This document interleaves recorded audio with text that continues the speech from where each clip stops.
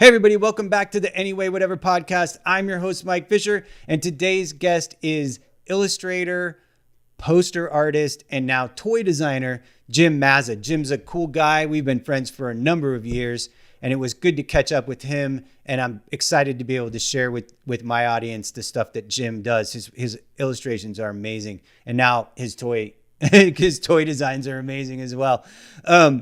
If you are watching on YouTube, you can hit subscribe and the little bell to get updates on our new episodes. You can give us a like or a share or comment if you have something to add to the conversation. And if you are listening to this episode on your favorite podcast network, please feel free to give us a review or 5-star rating or whichever podcast network you listen to, however they handle all of that stuff. It helps a lot for the different networks to know that people are listening to and liking what we're doing. You can follow us on social media, on Instagram at Anyway Whatever Podcast.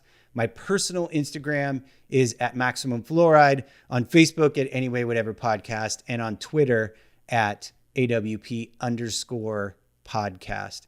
Thanks again for watching, and see you on the other side.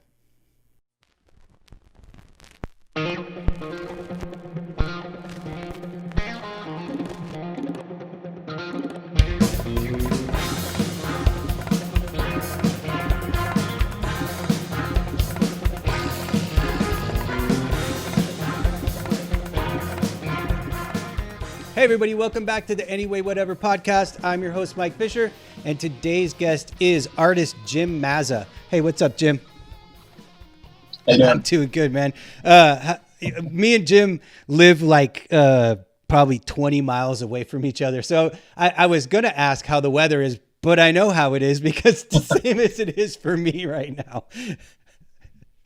Very hot. Yeah, it's been warm. I mean, it's a little less this week, but man, last week it was brutal in Southern California, just brutal in LA County. So I always like to have everybody give their social media shout outs right up front. So where can people find your work, Jim? Best place would be Mazza_art on Instagram, Mazza art on Facebook, and then there's also a Mazza Post Club group on Facebook. Oh, wow, nice. Those would be the best places. So you primarily, for at least the last decade, you've primarily been doing screen printed gig posters, rock art posters, right? Yeah, designing and screen printing posters. I think it's been full time for close to 9 years this year. Wow. And then maybe like 15 years total. Wow. So, wow. Yeah. So that's how me and Jim know each other, is from the old gigposters.com website. And you're not originally from Southern California though? No, I'm from Massachusetts. Okay. And how long have you been out in California? I've been here for about 16 years, but I lived in Seattle for 7 before I moved here. So okay. I moved up there to go to the Art Institute of Seattle, and I stayed there it was only a 2-year school, and then I stayed there for 5 years after that. Oh, wow. And then just got tired. Hey, my wife's from Washington, and she's from, Spokane, and then she ended up going to Seattle when she was in her early 20s, and she was in Seattle for a long time before she came down to LA too. So, and both of my parents are from Seattle, so I have a lot of roots. Oh, I have nice. a lot of Seattle roots. I love it up there. Yeah. I love it up there. I miss it a lot. It rains a little too much for me personally, but I could definitely live there if I had to. I'd probably pick Portland just because I have way more friends in Portland than I do in Seattle, but the Pacific Northwest is just so beautiful. Like, who wouldn't want to live there, Yeah. So what brought you down to Southern California? Well, basically, I was kind of just working at a hotel job up there. When I got out of school, I got a pretty good job working at like one of those internet animation companies, and they were doing like Disney stuff. So I was doing a lot of like Disney animation. Their contract was exclusive with Disney, but when I got out of school, I really wasn't very good. I was pretty good at animation, but like I totally neglected design and color theory and all that shit. I just spent all my time doing hand-drawn animation. So, same here. I got this job, and hardly any of it was animation. It was like designing websites and like color theory, all this stuff. And the art director there would just put me through the ringer, and I was it was really hard. I was there for a year, but the first, say, 6 months, I thought every day I went in there, I was like, they're gonna fire me. Like I'm not even pushing anything that's they're using or whatever. And then they gave me a raise, and I'm like, what the? I literally said in the interview, like in the room when they gave me the raise, I'm like, are you sure? Like, you guys haven't even used anything I've done, And they're like, oh, you're getting better, you're learning, blah, blah, blah, So I was like, okay. So that gave me a little more confidence, Sure. But then the 9-month review comes along, and I'm thinking I'm probably going to get fired again, and they gave me another raise. And I'm like, okay. So it was weird. So after a year, I'm like, I'm feeling confident, but then I was pretty miserable at the same time. Like, I just didn't like doing it. So I thought that what happened was we had a little bit of drama with the creative director, and I decided, I'm going to leave this place and go get another job. So I quit. And right at that time, literally was like, I took about a month off to make a website. The whole .com thing just crashed, and nobody was hiring. And even they started laying people off. They lost their Disney contract, all this stuff.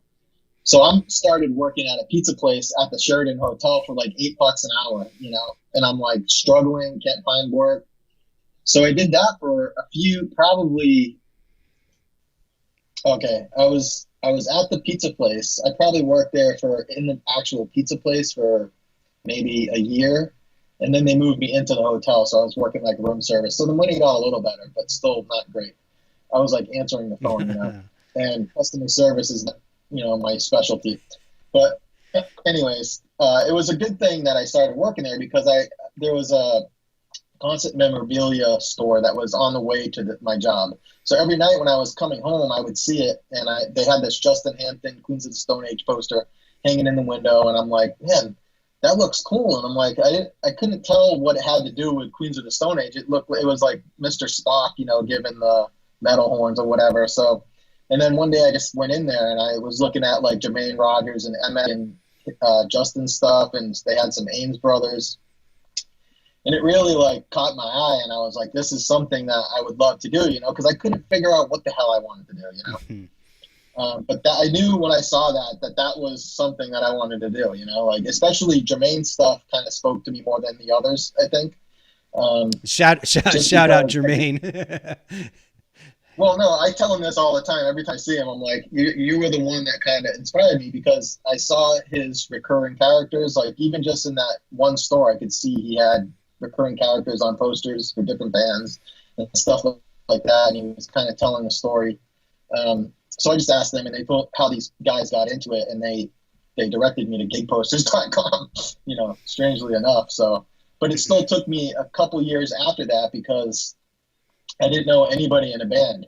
So I was like, I can't make a flyer if it's not like a legit flyer, and upload it to gigposters.com. So that was cut to me moving to LA, and I started another hotel job, and I had 2 guys working with me that were both in bands. So I was immediately, I was like, I need to make some flyers for you guys so I can upload them to, and that's how it got started. Basically. That's amazing.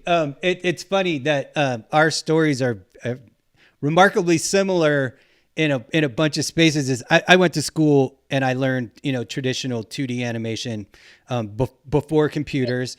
And then I got into the games industry because I could animate. And so during the whole .com boom, I went to work for an internet game company, and I was doing all sorts of animation for web stuff. And then I absolutely hated that job. Mostly because I worked for some cool guys. For sure, the guys that I worked for and the guys that I worked with were all amazing. But the job was, we made games for like big corporations to use as data mining. The company I worked at like pioneered this whole mess of data mining that we're in right now. And so it was like, we would have to interface with an advertising agency. So like Ford would contact this ad agency, and the ad agency would be like, hey, check it out. This is a new thing. We can make a game that runs on your website that people have to play for like a new Ford truck or whatever. And so then we would make a little game that went with it. Like we made like a moon patrol type game for the Ford Escape and all that crap. And it sucked. I hated it because I was an art director. So I had to interface directly with the advertising agency people. And that wasn't a good mesh at all. Like I couldn't handle that at all. I'm not an office guy. I'm a up to my elbows in the work kind of guy. So once I got out, I got back into the games industry, but I found the gig poster thing when I first moved to LA in like 95 for my first game job. During lunch in the first month or so that I was in LA from San Francisco, someone at work was like, oh, we're going to go to this place, Wacko. And they have like all this cool art and toys and all this stuff. You should come. It'll be something. You'll totally love it. And so I went in there and I was just like, oh my God, like this is exactly my thing. And they had a bunch of Kozik posters in there. And then I was going through it. I bought a copy of Juxtapose. And I think it was the first issue of Juxtapose. And it was just full of like Kozik stuff and Robert Williams stuff. And I was like, well, this is what I want to do. And so I just started doing it, at like kind of like you, where I was like, I just get home from work and I would make my own like rock posters that just didn't have any band names on them. You know what I mean? Like it'd be the same type of art, like stuff out of the Preston Blair cartooning book, like Kozik did or whatever. And I'd like make my own, I'd do my own like Ed Roth drawings. Like I think at the time I did one that I need to redo because it's a really good idea is I did Tony Montana Scarface, like in his 69 Cadillac, Rat Pig style. And so like, I just did that stuff on my own. And then as time went on, I just started finding bands that were like, that was the dawn of the internet. So I would like find bands on the internet and be like, I can do artwork for your band. And just, cold calling bands and just starting to do that stuff. And with the gig posters thing is like, I just got an email one day from some dude named Clay Hayes, who was like, I'm in school and I'm starting this website where I have people put up their flyers for concerts and shows. And it's a school project and I'm in a band. So it seemed like a cool thing to do to build this website. And I saw you have a bunch of, flyers for shows on your webpage. Do you want to put them up on my site? And I was like, sure, why not? Free advertising. And I went and I signed up for the website. And I think I was the third registered user of gigposters.com. And I think. And what year was that? 2000, probably. 99, 2000, like somewhere between 99 and 2001. Because I remember where I was living at the time, and that was like a 3-year stint in that house. So it was right around that time. And then, there was nothing really going on there. So I kind of forgot about it. And then one day I had some more flyers and I was like, oh, I wonder if I can put them up on that website if it's still there. And went and put them up and there was like, probably 50 people in the message boards. And I was like, oh, wow, this is like got a little thing going. And so like some of the people who were like in that first group were like, El Negro Magnifico, Al from up in Winnipeg and Phil Arts Dave. And so I got to see that entire community build like from the beginning. And it was like, I remember when Kozik showed up. I remember when Hess showed up. I remember when Chantry showed up. When all these people started showing up, Jermaine showed up. And, Jermaine, you mentioned Jermaine and me and Jermaine have been friends since that time. And he was kind of the first person to give me a leg up is he wasn't particularly good at drawing cars. He told me, and he had a Fu Manchu poster to do. And he's like, I need a VW bus. Like, could you draw me a VW bus? And I was like, yeah. And so I drew him the bus and then he put the rest of it together and he like totally gave me credit for it. And so then right after that, I did some stuff with Drowning Creek, They Cool. published some stuff where it was like collabs with them, and then it just kind of took off from there for me. And so like I owe Jermaine a little bit there too. Yeah, he's a good guy, man. I talk to him probably more than most artists. Just it's mostly me bugging him. We're not like buddy Sure. too much, but whenever I see him at DesignerCon, I'll chat with him a little bit. But I think I try to model my career mostly after his. As far as like the characters, toys, and all that kind of stuff. And yeah, He is the genius marketer of all of the artists sure. that came out of the gig posters stuff. I think he saw what Frank was doing and he was like, I can apply an actual business model to this that creates my persona as an artist. And he's worked really good at like branding himself in that way. And I do not say any of that in a negative light. I'm 100% absolutely in awe of what Jermaine has been able to do with his career.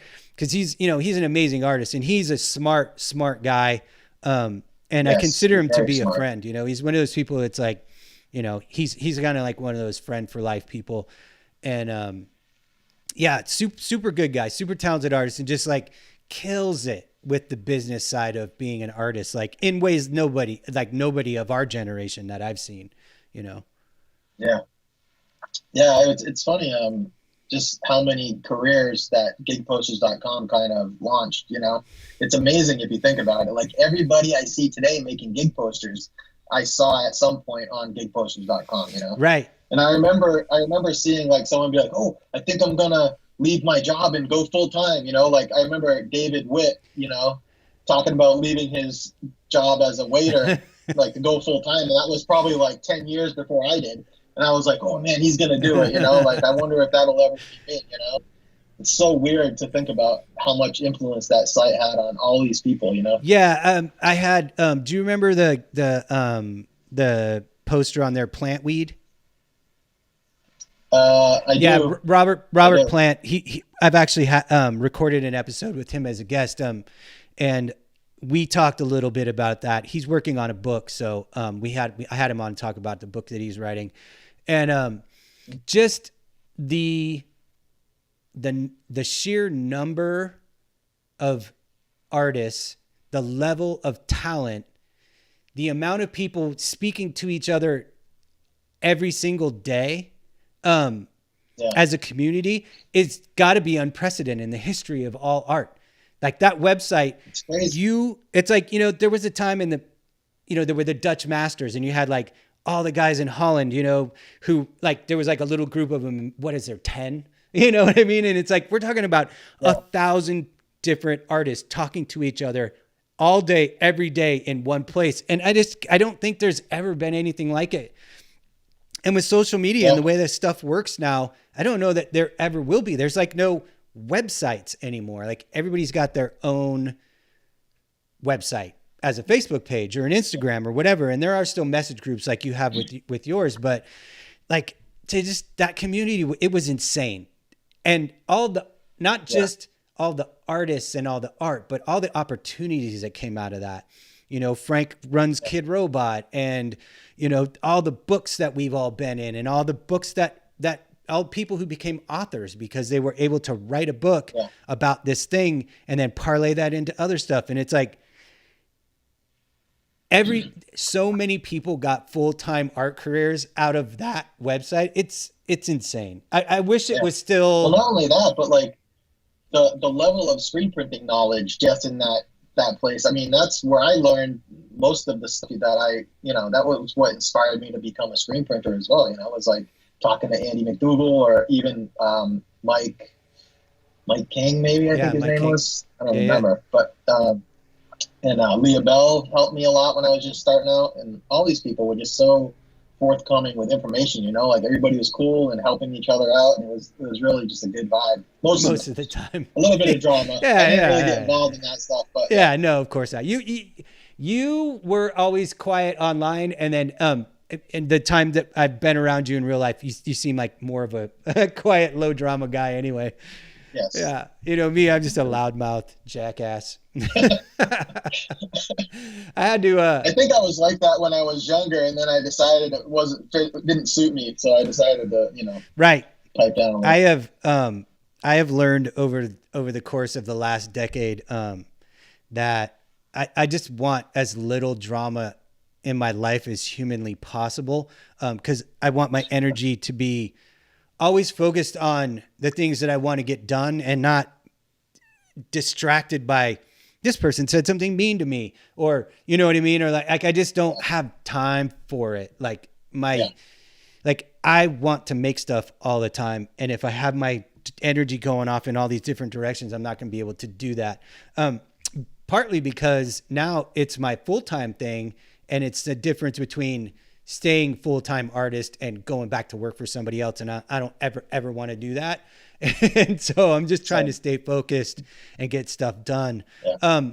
So your style, has developed over the last 10 or 15 years into this, like, I always had an image in my mind of what Jim Mazza's art looks like.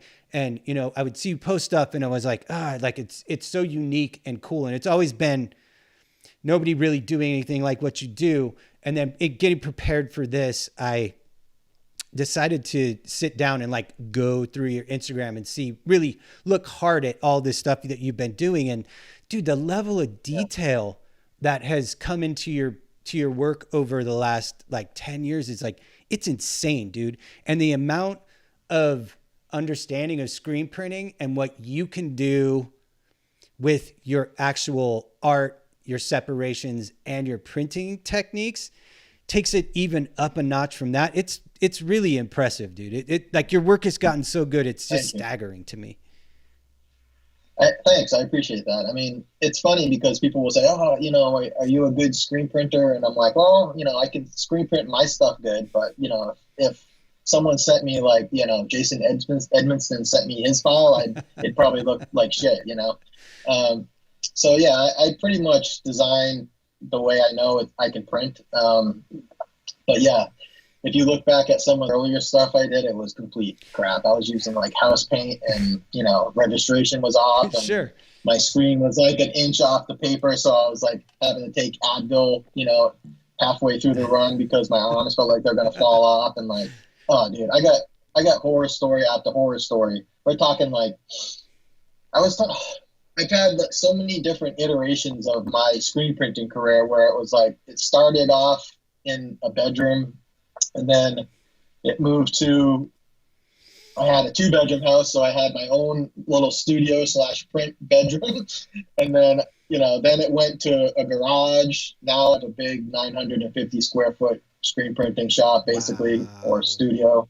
So it's been all over the place, man. But it was like, little baby steps for me, like I wasn't an overnight success by any stretch of the imagination. I basically like took those 15 years to learn everything, how to design, how to get better at drawing, how to get better with color, how to screen print. I was doing it all at the same time. And then, kind of peaked, I guess I don't know if I'd say I'm peaking now, but I can make a living. And that to me is, good. Yeah. I mean, whatever. If I know that I can make something and have it sell out, that's a good thing. Sure. Yeah, dude. Just the ability to be able to sustain your life through your art is not something everybody can say that they can do. So the fact that, you appreciate where you like come from over the time, but to kind of speak to what you were saying is like, that's kind of all of our story. You know what I mean? Cause there was no gig poster school. There's no rock art school. So if you went to design school, you still had to figure out how to screen print, or you still had to figure out how to make things work in 3 colors or whatever. Like there was an adaptation from every single person's education or experience that was like honed by that whole thing. And I know for me, it really was that I taught myself how to screen print when I was in high school. So I could make shirts for bands. And then my high school best friend, Mike Murphy, went to he learned how, he went to work for a screen printing company that did, just standard, like, t-shirts, mugs, that kind of stuff. And he set himself up a little, screen printing shop, and he started doing posters. He came down to LA with me on our first video game contract. And then at the end of that contract, I stayed and went full time, and he just went back home. But he took with him, like, I'm going to make rock posters. And so he, taught himself how to do it. And so he was like my printer forever. And I never needed to learn how to screen print flat stock. And so, then he printed my stuff for a long time, and then I got a publishing deal with Diesel Fuel, and then Andy printed my stuff for a long time. Shout out Diesel Fuel Prints. He still prints my stickers, and he's probably going to be an advertiser on this show at some point here once we figure out how to do that. But, and so for me, it was like, I just was able to, luckily I was able to just kind of focus on learning how to do the art. And, I just kind of started doing it with the laser prints. Like I was getting, Brian Ewing was giving me his overflow work from the Troubadour, the shows that he didn't want to do. And so I'd just do like laser prints of most of them, from the copy mat in Hollywood on Hollywood Boulevard next door to Amoeba Records. Yeah. And then if it was like a good band or like a particular show, I'd have Mike Murphy print them for me, and until I got that publishing deal with Andy, and then Andy started doing stuff. But I was able to kind of skip over the learning how to screen print aspect of it, which is fine because it didn't look like fun to me. And it's definitely for this, if you're you like to cause yourself pain and heartache, but it's also very rewarding. So yeah, for sure. I know from, I worked in t-shirt shops and stuff when I lived in Hawaii when I was in my early 20s and stuff. And so I've done my fair share. But are you using like a semi-auto or like a Cameo or something? Or are you still just like full analog? Pulling it by hand, man. That's awesome. I've done runs of, I don't know. The biggest one I did probably without stopping was probably, I think it was like 1200. I did a Foo Fighters print for Fenway, and I did it was like 6 colors and running 1200. And I was doing like a color a day, and then the last day I did 2 colors. Jesus Christ! And it took literally all day to do both colors. And but yeah, I've done there was a while there where the country folks were doing like VIP posters, and there'd be like, I had an order for like 8,000 for Kenny Chesney, and I didn't print them all at once, but I printed them all in my garage.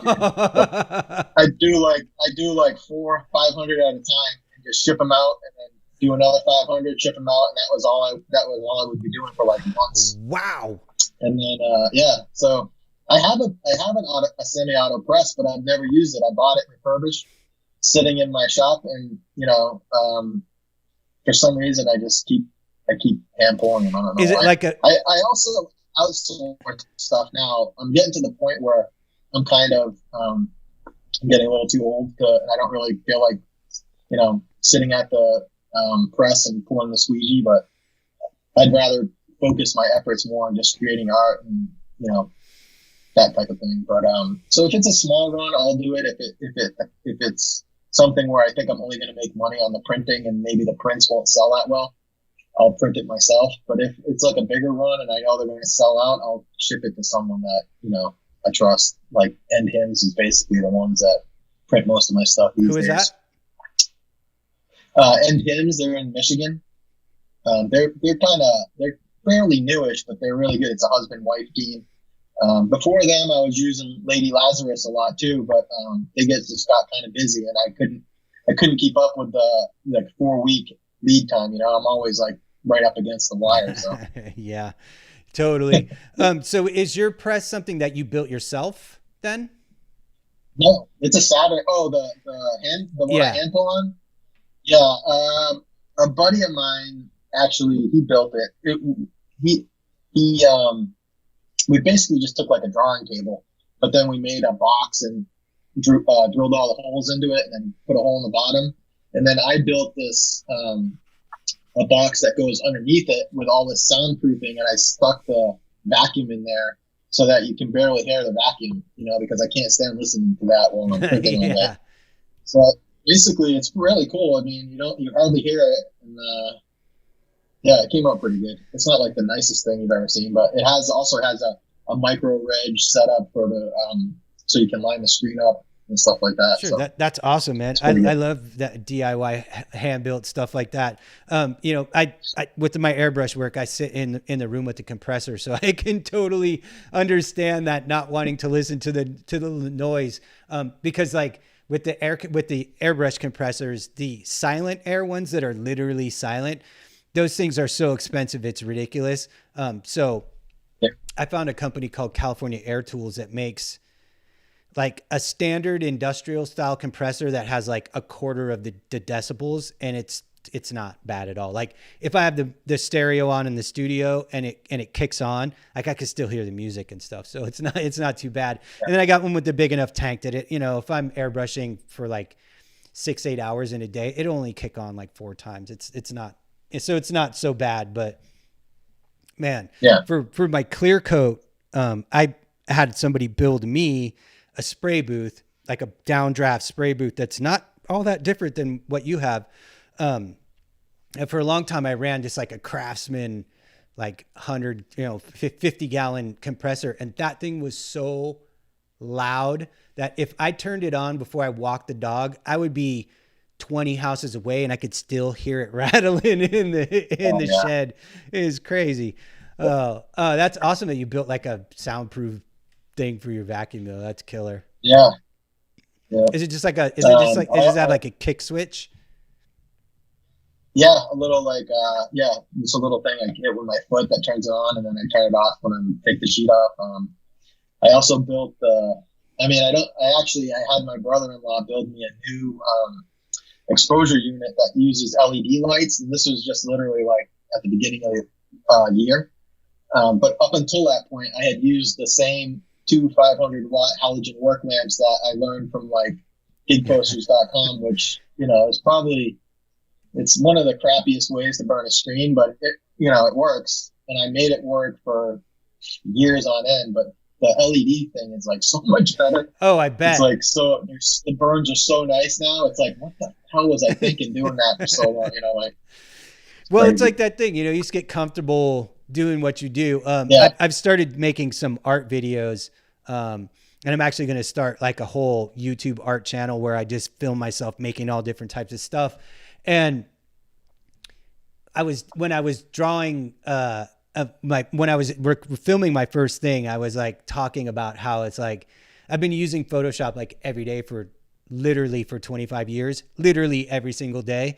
And so I just use it how I've always used it. And like they add new features, and most of the time I don't even acknowledge their existence. It's like, and so when I was drawing stuff, I was like, this is how I do it. And if there's some better, fancier way to do it that you're aware of, please tell me in the comments, because maybe there's better ways for me to do this stuff. And so I'm the same way, man. If it's not broke, don't try and fix it. And with the screen printing stuff, it's like you're so worried that you're going to knock something out of whack and not be able to figure out like what went wrong, or what you changed and how you're going to get it back to that point. Like I remember when I was printing in my garage, it was that run of 8,000. I started drying my screens in the sun after I burned them, but it was so hot out that the heat was expanding my screen. So I would bring them in and I would start printing, and like my registration would be off on every screen, and I'm like, I couldn't figure it out, man. I changed my hinge clamps, I changed everything, and like it took me literally, I probably scrapped like 2 runs of like 300 because they were off so bad, and I couldn't figure it out. I was like I was literally laying in bed at night, like trying to, like going over every step. And then finally I realized what it was, and it totally but this was after like weeks of trying to like adjust things and figure out what was going on. And it was weird. It's not a good feeling. The life of a craftsperson. I went through that with figuring out how to paint the ice hockey goalie mask, where it was like, I'm like the type of person where like I just decide I want to do something and I just start doing it, and I'll like learn on the fly, you know. Even this podcast is the same thing where I was like, well, I'll just figure it out as I go.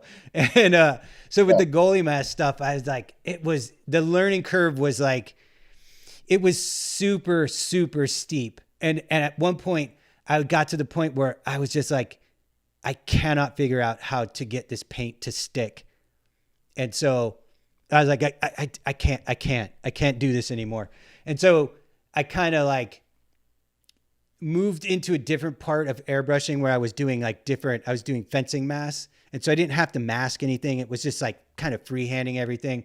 And I got pretty good at airbrushing just as a skill. Cause it is a skill that requires a lot of practice.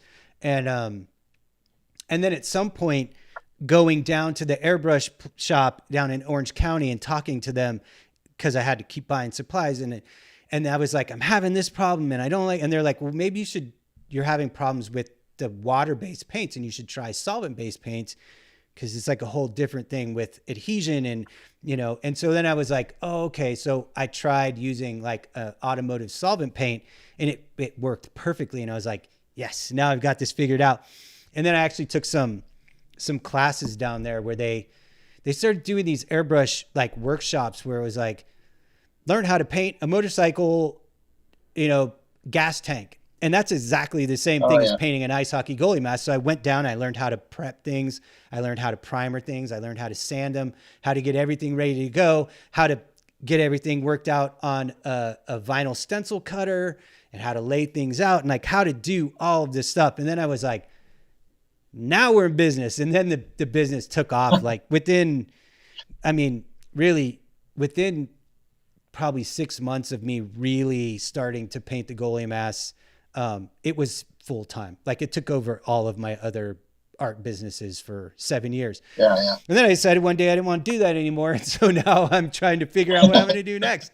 You know, but I still do the merch design, and there was a record label that I was doing all of the work for probably almost 5 years, and they're kind of on hiatus. And so that whole work dried up, and there's no bands touring, so there's no merch to do. So I was like, you know, I'll try to figure out how to do this podcast thing. And then in doing that, I stumbled upon all of these like YouTube art channels where it's just like people showing themselves making art, painting or doing murals or whatever it is. And it's like, it's insanely entertaining to watch people, how their process is. Even for me as an artist who has processes for 10 different types of art making, I still want to see how other people do it. And I was like, I'm going to do that next. That's my next project. Definitely helps. So if I decide to do some screen printed posters, I know a guy who lives not too far by who I can go over and you can print them for me. And we can film it and show people doing it. It's funny. I was thinking about that today. Like I have that space and some months I don't even go up there. It's like just sitting there. Is it just like a warehouse that you rent, or?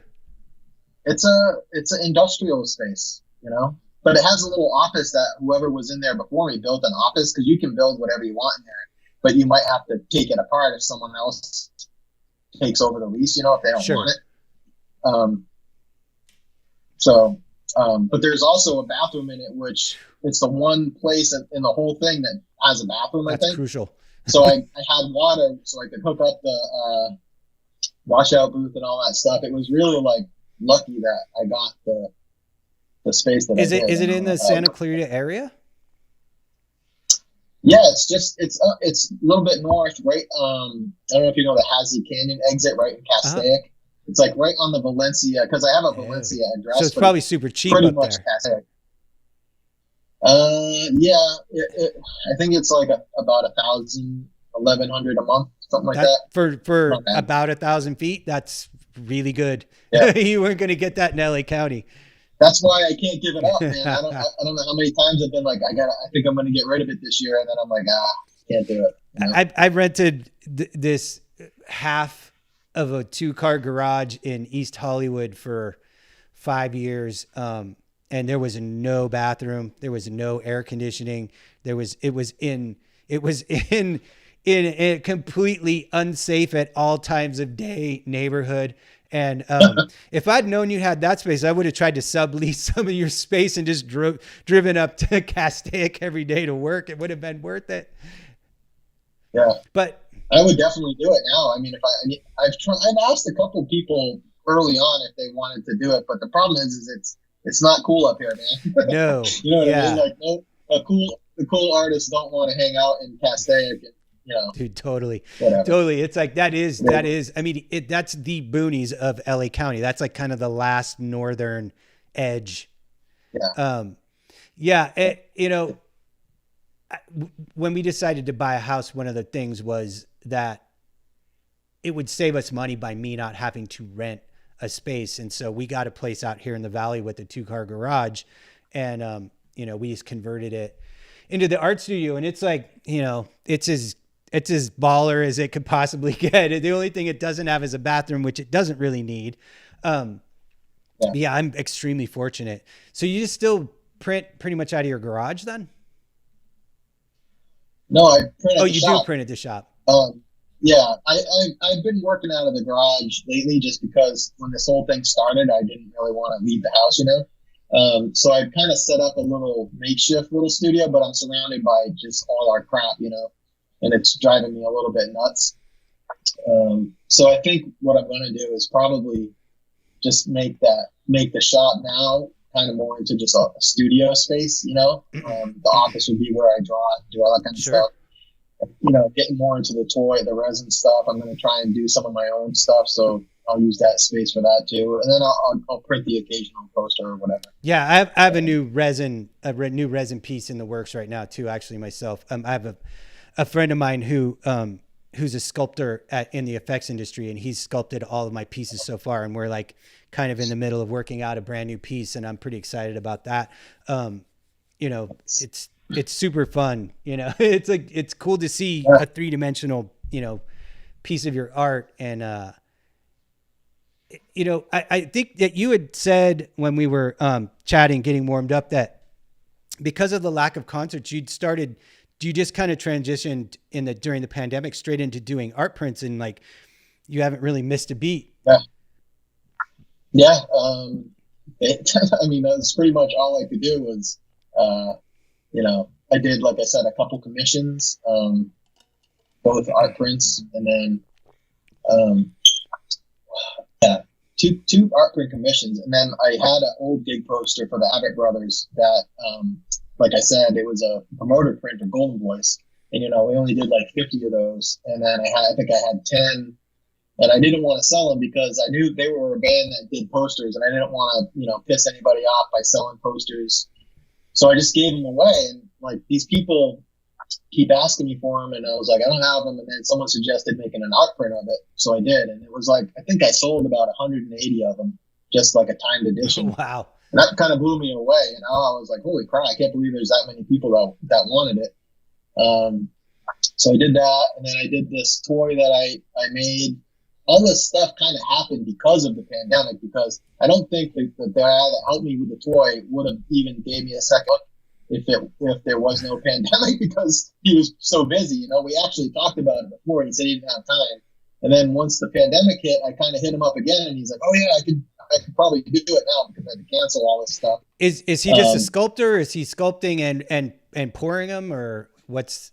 He was he does sculpt his own stuff. So, but I think it has to be in kind of like the style that he wants to work in. So when he saw my thing, he said, "Oh, I'll give you to this digital sculptor, and then I'll pull the resin for you." So he kind of acted like the lead on it, and then so this dude sculpted it in ZBrush, and then now he's doing. And it was like a 3D print, and then he built the mold off as a 3D print. Yeah, he printed 3D print, and then nice. So I got it actually right here. Oh yeah, let me see. Oh, that's so rad. This is the 3D print, and then I got a test pool. This guy is a test pool of this is one of the colorways. Nice. So, dude, that is so cool.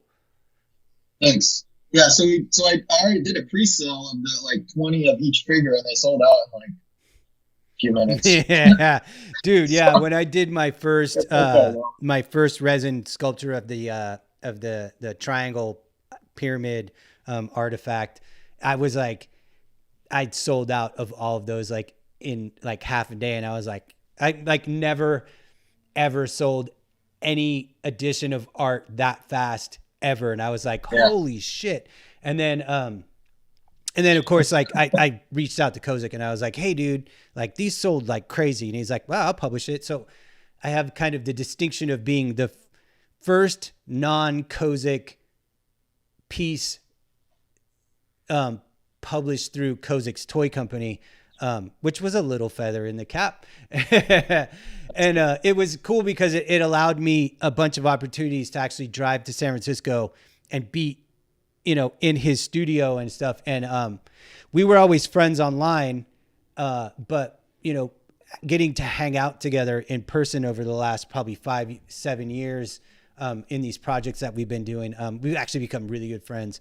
and which is one of those weird things when like, cause he's kind of, he's up there in my art heroes with like, Keith Haring and Ed Roth. And it's like, when you get to be friends with one of friends with one of your heroes, like you got to be careful because, if they're an asshole, what are you going to do? And it turned out that, me and him are so similar that, it's like, it was an easy matchup there. So yeah, it's fun. I'm, like I said, I'm doing work for Kid Robot that people are tired of me talking about because I can't really talk about it. But yeah, so that's another, goes back to gig posters, like somebody I met online that I managed to become friends with in real life, and it has like created a whole stream of revenue for me for years now, and it yeah. that website was something else. I had a pretty funny conversation with Kozik, very short at DesignerCon, because like maybe a few years back, I messaged him and asked him about some resin stuff, and he gave me a bunch of information. It was really nice and stuff, and gave me a bunch of tips. And of course, I never did anything with it, So I just wanted to thank him for responding and doing that. So I walked up to him and I said, "Oh, I just want to thank you for giving me all that advice on the resin." He's like, "Oh, so how did you do anything?" And he's like, "What did you do with it?" I'm like, "Oh, I haven't done anything yet." He just kind of looked at me like, "Oh, okay." So it's just like so weird. I'm like, "Oh man, I shouldn't have said anything." Dude, totally. I can't remember who it was. I was talking to somebody recently for the show about Designer Con. Spanky. We were talking to Spanky Stokes. Yeah. And like how like me and my wife kind of just stumbled upon it when it was still in Pasadena. Like I saw somebody post online, like, like Frank, I think said, is like, "Oh, I'm going to be down at Designer Con in Pasadena." It's like this little show or whatever. And like, I hit my wife up and I was like, "Well, we should go check this out." And I was like, it was so cool. And then it's become such a huge thing now that I haven't been since it moved to Anaheim, but as I understand it, it's like crazy. Yeah, I've been to, I had a table at, I think 3 of them. I had two of them, the last 2 shows in Pasadena, and then one show in Anaheim. But the price for the booth for me was starting to get a little bit too expensive because, up until this point, I only have gig posters, and most of my stuff that's going to sell well sells out online, like usually the day that I put it up. And if it doesn't, it's probably not going to sell that well anywhere, Sure. So I was going to these shows with just, older gig posters, or maybe a couple that had already sold out, but no toys, no like special releases, so I just kind of, the last year I skipped it and I went up there and helped out, NC Winters. I don't know if you know who he is. Doesn't sound familiar. Really an amazing gig poster artist. The dude's like insane. But I just basically spent the weekend helping him, which was cool for me because I still got to hang out and, be around everybody, but I didn't have to worry about how much money I was making. And I still had a Primus poster that I released that weekend online and it sold well. So it was like, saved me money. But I think once it opens back up and I have, toys to sell or something to release, I'll probably get a booth again. It's definitely worth it. What are tables running? The last one I paid was, I think it was $850. and that was for like a corner for booth, like 3 days. Yeah, Like it's 850 not bad. total, I mean, or not 850 a day, 850 total. no, Yeah, totally, yeah. that's not But it bad. started out, but this is like, I was going from, it really kind of jacked, the price kind of went up quickly because when I started in Pasadena, I think it was 350. That's what I remember when I And looked then into it. the next year it went up to like 400, 450 if you wanted a corner booth, and then when they jumped to Pasadena, it started getting, I think actually, I'm sorry, when they went to Anaheim, it was, I think maybe it was like 650. And then the year that I didn't go, it went up to 850 or something like that. I forget. It just keeps jumping up, and I was kind of getting a little bit irritated. And then someone pointed out that it's like so much cheaper than San Diego Comic-Con. Still, Yeah. My perspective is different, than these people that do all these different shows and everything. I'm sure New York Comic-Con is probably really expensive. Yeah, I mean, I've never been to Comic-Con, which people always trip out on. Like, I'm not. When it was a comic book thing, I wasn't interested in comic books, and now that it's not at all a comic book thing, I'm not really interested in none of any of that other stuff. It's just all that whole, like, it's all the Marvel, movie stuff, and that's all cool. That's fine. That's just not my thing. I would be more likely to go to Monsterpalooza, which is also gone from being a tiny little thing to like a massive thing in Burbank. And, but yeah, that's like, that thing got so big that, it started with like a tiny little thing at like the Holiday Inn in Burbank or something. And then it moved to, a bigger space. And now it's like, it was before the pandemic, it was like, there was like a full size one. And then half a year later, they'd do Son of, and it was like a half size version of the same con. And it's like, it's crazy.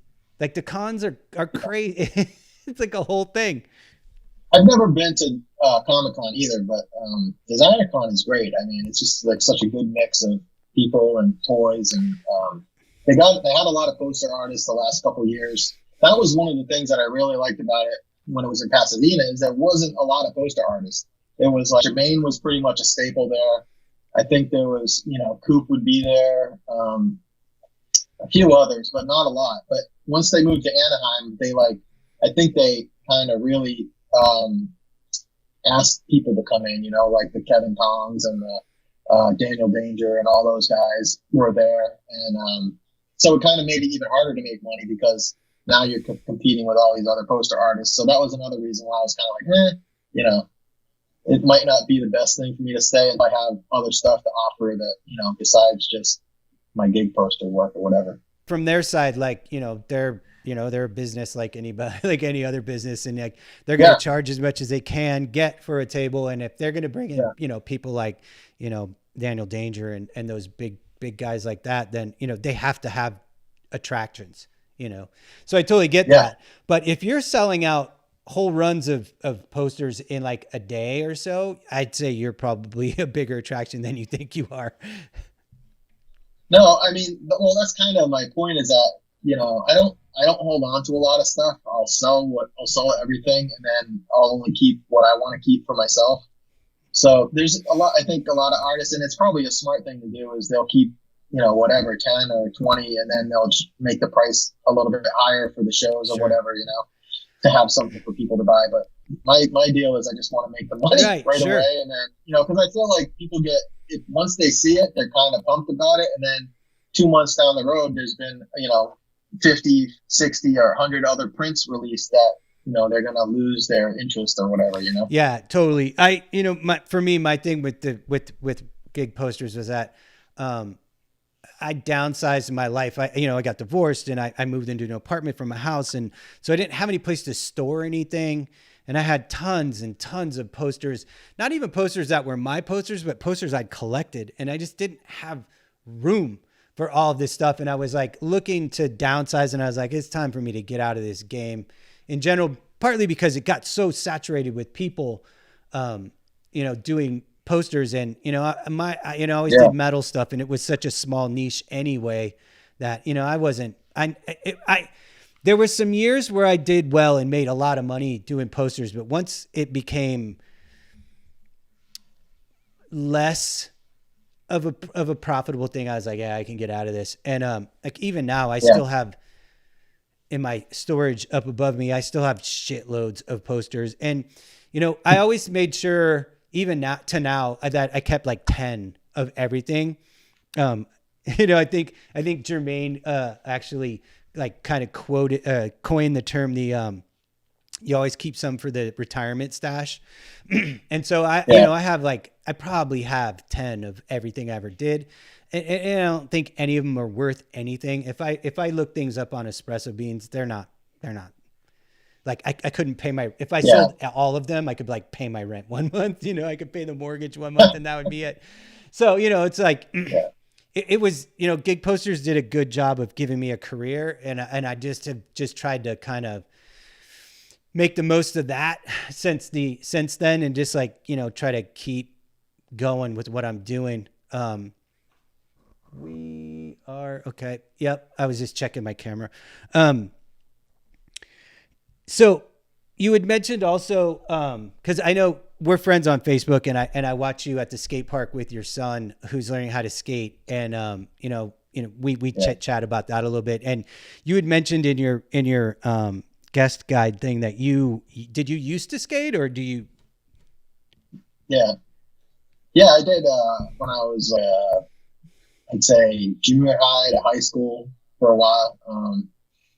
I got out of it probably, I think maybe junior year. I think once cars kind of came into the picture, I was kind of like into the cars and shit. And like, I was big into cars and racing and all that shit when I was younger, because my dad was. What kind of racing? Stock car okay. racing. So, we were working on a friend of ours' car and kind of all the skateboarding went out the window and everything pretty much. And I was also going to school I was at a vocational school, so I was learning welding and metal fabrication. So that was kind of like what I wanted to do, even though I hated welding, I hated fabricating, like I didn't enjoy it. But I was like, if I could build race cars or work on a race car, I think that'd be a cool job, But then, after a while, the goal was for me and my dad to build a car for me to drive. But I realized that, after I graduated high school, I was working this job that I really fucking hated. And I was like, I don't want to work all day and then come home and spend all my money building a race car, and work on that all night and then going, it's just like, didn't sound like fun to me. So I got out of that. But my dad kind of stayed with it. And it was funny because, before I was born, he built his own cars and raced them at this place called Westboro Speedway in Massachusetts. And it ended up closing down. And once they had me, he didn't have the money to do it anymore. So he kind of got out of racing altogether. Like growing up, he hardly really even talked about it. But once I got around 16 or driving age, we kind of got into it again together. And then when I got out of it, he got divorced and moved to North Carolina and he was on a couple of Winston Cup teams. Oh, wow. And he's still working. He still works on a cup team. Wow. A truck team. Wow. That's awesome. And he's in his 60s. Yeah. So that was my plan, but I knew I wasn't loving it. I wanted to be an artist, and I was like, I got to focus all my attention on that. So that's basically when I decided to go that route. That's funny because it's not unlike my dad raced cars. My dad was like a pinstriper in the 60s. And then, when he got out of the Army, in the 60s, he built dragsters up in Seattle. Him and his friends would build, drag cars. And, he was like, when I was really little, he raced in SCCA stuff. He had like a little Fiat Spider. And then it was like the same thing. Like once me and my sister, got past like 4 or 5, he was like, I don't have the time and money to do this. I need to, and so he stopped building cars too. But yeah, and then when I became a teenager, it was like, my family was in the repossessions business. And, so through one of the repo companies, he's like, I can get you like a Volkswagen Rabbit with a blown motor for like $100, and then we'll just rebuild it. So we did that, and I bought this $100 V-dub, pushed it into the garage, and then we built, from just like a plain block, completely ground up, rebuilt the motor for my my V-dub. So we kind of did the same. We kind of did the same thing. And, yeah, I always knew that I wasn't going to be in the car business. You know, like my first job was a repo man working for my dad's agency. And, I always knew that it wasn't going to be where it's at for me, but I am totally a gearhead. I'm a total car person. And so, but yeah, for me, skateboarding came down to, once I had my first kid, when I was like 19, I was like, oh, you can't be hurt. You got to go to work every day. And so, you know, I went from being, you know, probably a sponsored level skater, to like not really skating at all for a couple years. And then I would skate here and there. And then when my sons got to be like 4 and 5, I was working with a guy at a game company who was like a young kid who came in, who was like a full pro level skater. And, we became friends because we were both into punk music and stuff like that. And, he's like, dude, you got to get a skateboard. So I went and bought a setup, and I started going out and skating with him. We'd go and skate on our lunch in Santa Monica. And my sons were like, oh, what's that? Like, as soon as I got that skateboard, and they both figured out how to ride that thing inside of like a week. And they were like, we want skateboards. And so then I was like, yes, I have a reason to skate. And so from the time my boys were 5 and 7 until they could drive, every weekend we skateboarded. We would go to different skate parks. Like, we had a half pipe in the backyard. And so I got back into skating huge between like 2000 and like 2010. Like, I was skated like every single day. Actually, it was even before 2000. It was like, we're talking like 97 to probably 2007, 2008, where I skated like every single day. And, that's awesome. And then I wanted to play hockey again. So I started playing hockey, and I couldn't skate because I would be hurt from skateboarding, and I couldn't play hockey. And now that I think I may be done with hockey.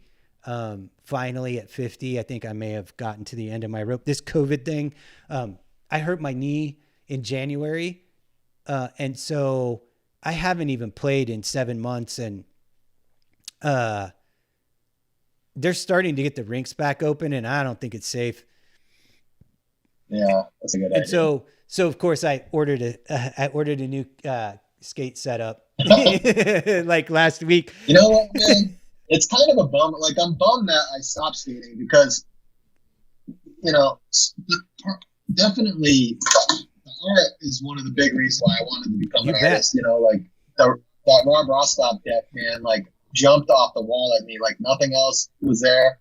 I knew right away that was what I wanted, and it's still, to this day, it's one of my favorite graphics. You know. Yeah. For Spanky Stokes episode that just premiered this week, I did a drawing video that's on my YouTube channel, and I'm redrawing his figure. He does these little collabs, and I went into that whole thing of like, if this looks a lot like a Santa Cruz skateboard graphic from the 80s, there's a good reason why. Yeah. But yeah, I was never like beat at it, you know. I was serviceable, but so now my son is into it, and I'm like, I'm pretty old. I'm 46. You know, I can't afford to get hurt. I don't want to hurt my wrist. I can't, because then I won't be able to draw or print. I can't afford to hurt my ankle or whatever. But, you know, when I go to the skate park with him, I bought a couple new boards, and I was riding, and I'm like, I can't not try to do tricks, you know? It's like you can't just go and mess around, you know?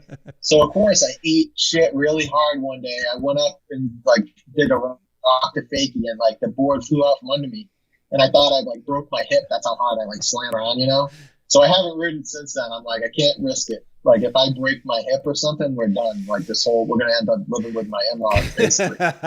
Dude, I totally get that, because that was always me for a long time, is I'd hurt myself, and I'd be like, okay, I'm just going to, like, I'm done trying to do tricks. I'm just going to go to the park with my sons and, like, have fun, cruise around, carve the bowl. And then within, like, you know, by the end of the session, I'm like, you know, I'm doing inverts, and I'm like trying to do all this shit. And then I hurt myself again. And so now I've convinced myself yet again that, like, I'm just going to carve bowls. Like, that's all I'm going to do. And I think at this point, I don't think I possibly could do anything more than that. I just don't think my body, from 50 years 40 years of skateboarding and playing hockey and, you know, being a goalie and all this stuff. Yeah. I can barely walk when I get out of bed, let alone try to do some crazy bull tricks that I would have been doing, you know, just, you know, 10 years ago.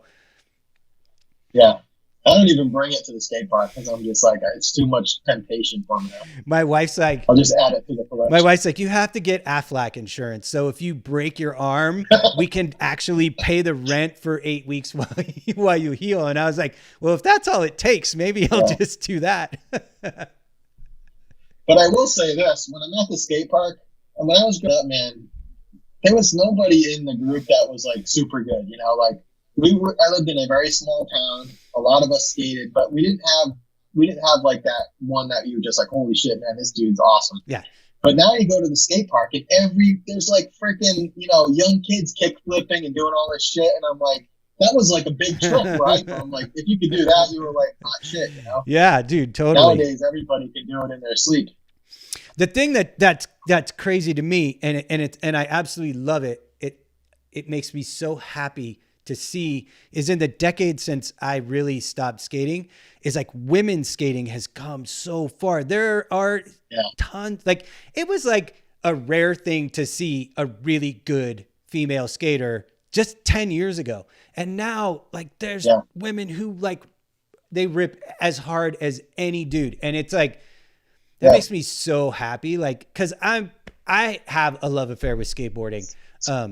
That it's like a lifelong love affair with skateboarding. And even if I'm not skating, I still watch skate videos. Like I'm still involved in, you know, it's still a culture that I'm super inspired by. So, just like watching that and just being like, that's so good. Like that's a thing, you know? Yeah.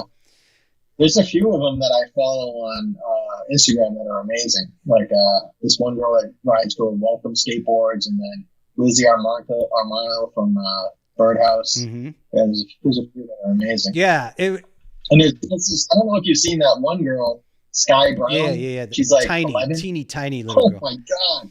She is so good. Yeah, and she was like that good when she was 5. Yeah, well, her brother is like 7, and he's like, he can rip air out of bowls and stuff like that. I'm like, what the? It's crazy. Yeah, my middle son was one of those where because he was literally on a skateboard from the time he was like 5 years old. By the time he was like 7, we would go skate places, and like everybody would stop and watch him skate, you know. And it was like he was just one of those kids who was just he was basically born on a skateboard, so he didn't have any understanding of limitations, and he wasn't old enough to understand there were limitations and there was physics and like you could get hurt or any of these things. He was just like, oh look, that dude did that, I can do that, and he would just go do it. And then I do remember one day when he slammed really hard and it occurred to him like, this is like, there is a reality that exists outside of me on my skateboard. But it's cool because he's like, you know, he just turned 30, so, or 29. So he's starting to skate a little bit again. And it's like my daughter's boyfriend is from that same group of friends. And he's a lifer skater. He's a really good, shout out Jay. And they built a half pipe at a friend's house, and they've been like, you got to come and skate. You got to come and skate. And then, cause it's tiny. I mean, it's tiny. Like even if I had my worst day on a skateboard ever and I fell off of it, I couldn't hurt myself too badly. But you know, the pandemic, when the pandemic's over and things open back up, I'll probably go and start skating a little bit on their little mini ramp.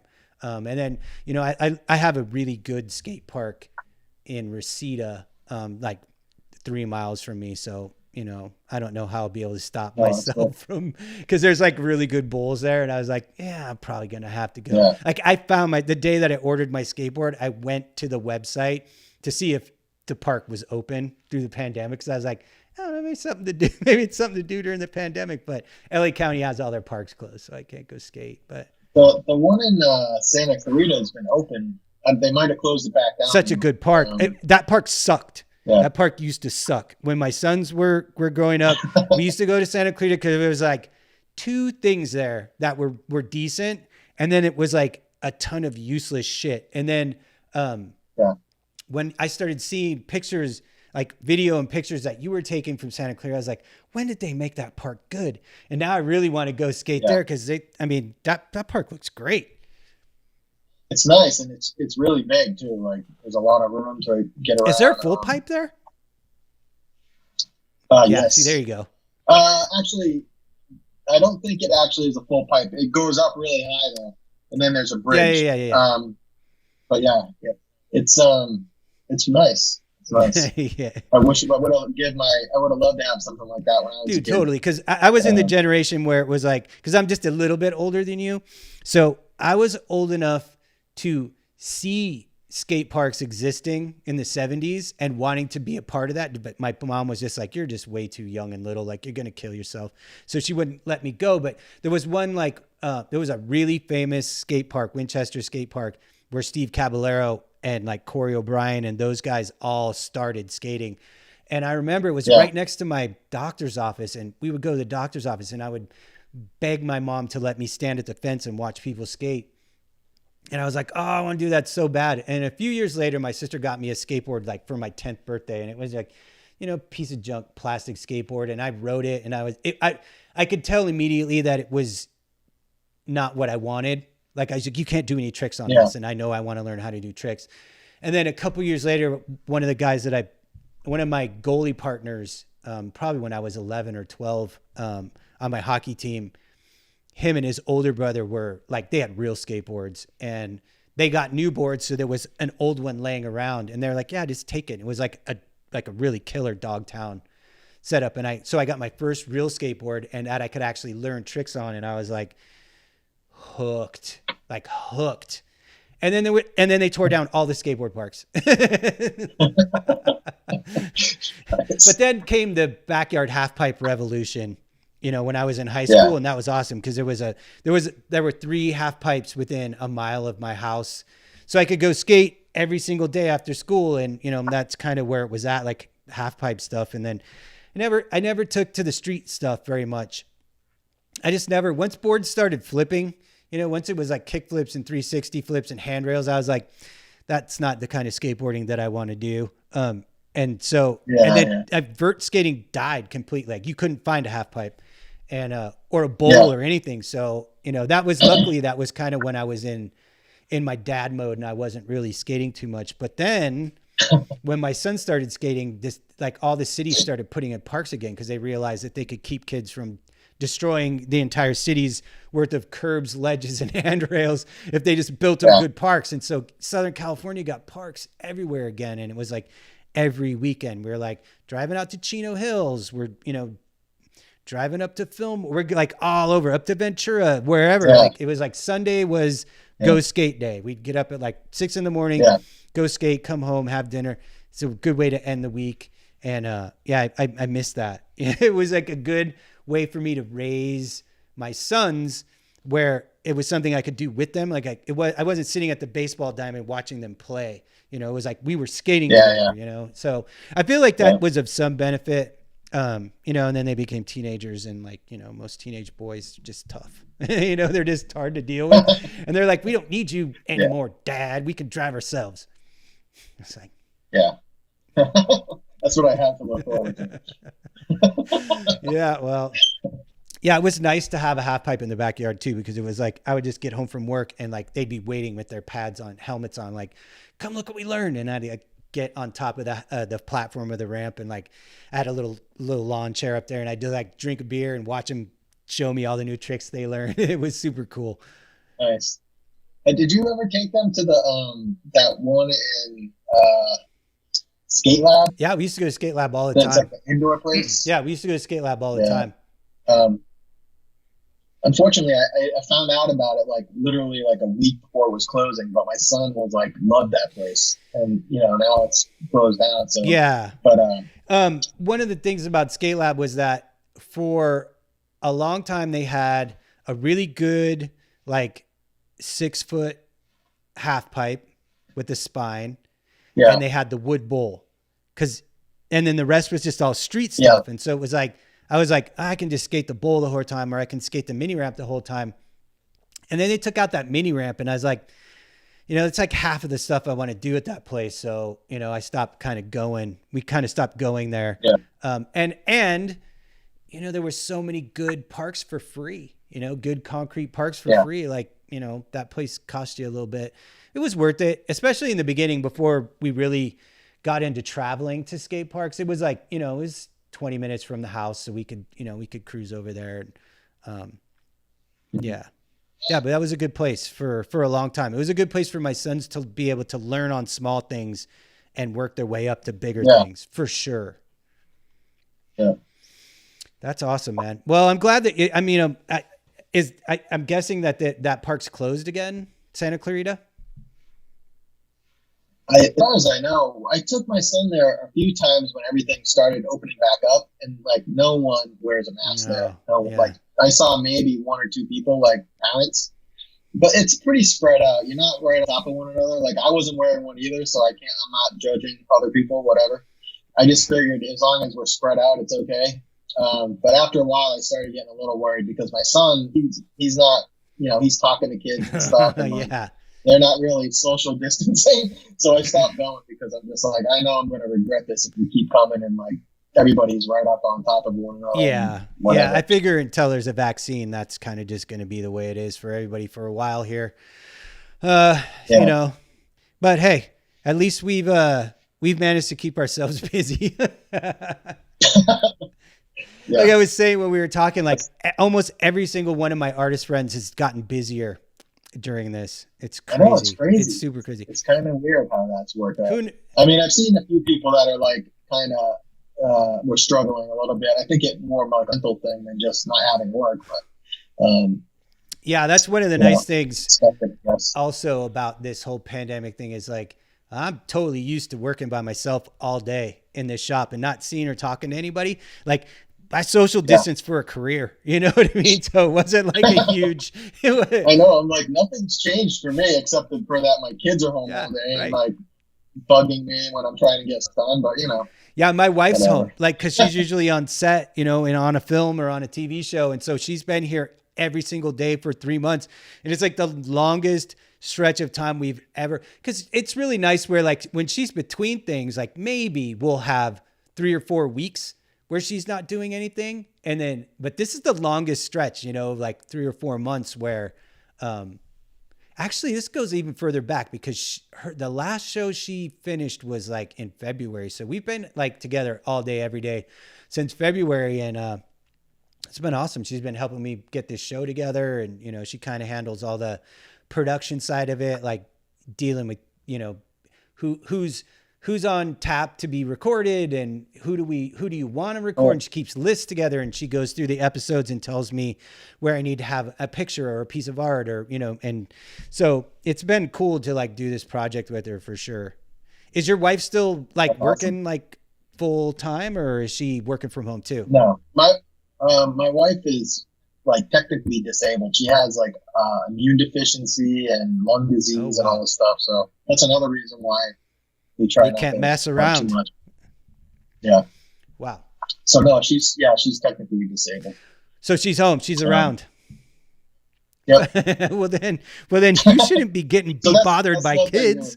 Well, they don't. Yeah.